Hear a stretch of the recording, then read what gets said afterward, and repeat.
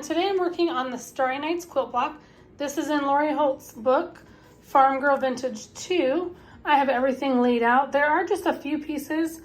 These ones already have the diagonal lines marked on the back. But since there are not a lot of pieces, I'm not going to worry about marking them. This is a very short, I guess I want to call it a short pattern. That's all you do right there. A one-page pattern is what I want to say rather than short. But anyhow, so this should be maybe fast. I do have the flying geese unit, so the 4 flying geese. So it should be a pretty fast block, but I swear every time I say that, it turns out to not be. So we'll see. This is going to be a 12-inch block. I am making the 12-inch blocks out of this book. I'm trying not to show you the pattern. Okay, this is Lori Holt's Farm Girl Vintage 2 book. And this is actually the last block I am sewing out of this book. So today will be the last time I'm sewing from this book.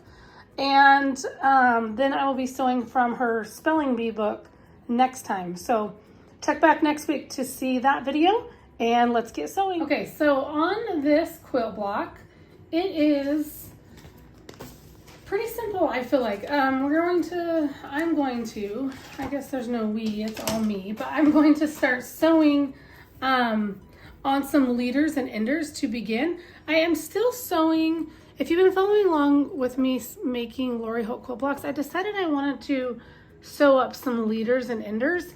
And for that, I decided I wanted to use these 2.5 inch squares that I cut out. So I have some prints and I have some background fabrics, and I'm just sewing them together as my leaders and enders and then turning them into 9 patches.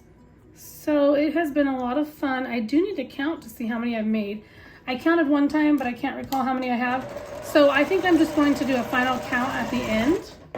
And there are times if I get to the end of a block, I won't start a new 9 patch. So really, what am I trying to tell you? Really, I could maybe have sewn more 9 patches than what I'm actually getting to. But yeah. Okay, so the next thing I want to do, the first step says to take fabric, oh, not these, fabric A, which is this background. Let me zoom in here so you guys can see a little bit more. So this is fabric A, they are rectangles, and then my fabric D's are these squares, and my D is okay, so I got D, so I have a lot of them. So let's see, I have to have 8, I think. So let me double check that I have 8. 2, 3, look at all that thread. 4, 5, 6, 7, 8. Yeah, 8. Okay, so I am just going to chain piece these. It does say to draw a diagonal line, so I did that on the back of all of the D's, which are these squares. These are actually 2-inch squares. So I will make 16 total. And for each block, there are 4 stars or 4 little blocks within this 12-inch block. So each one will have 4 flying geese. So I just set aside like my 4 rectangles. So I am going to sew on the line and then trim away. And I'm just going to chain piece this. I probably already said that, but I am going to chain piece, and I do like chain piecing. It is nice. I feel like that's how I'm able to maybe move faster, is because I do chain piece. So I just finished those flying geese units. So they look like this. There's 16 of them. And the next thing to do is to add this fabric. These are squares. That's the letter B for this pattern. And each of the flying geese will have, not each of them, only 2. So the top flying geese for the stars, and the bottom will have those squares. So I need to do that.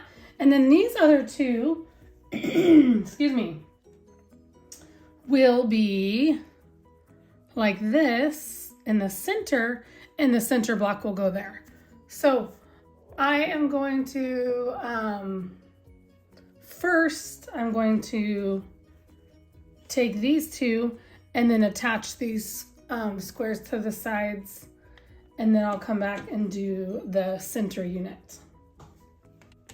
So what I'm going to do, so I don't accidentally sew more than 2 of these flying geese, I am just going to take 2 flying geese and pair them with that middle square or center square, and then that way I won't over sew when I go to attach the cornerstone squares. So I'll set these aside, and then I'm just sewing these squares on here.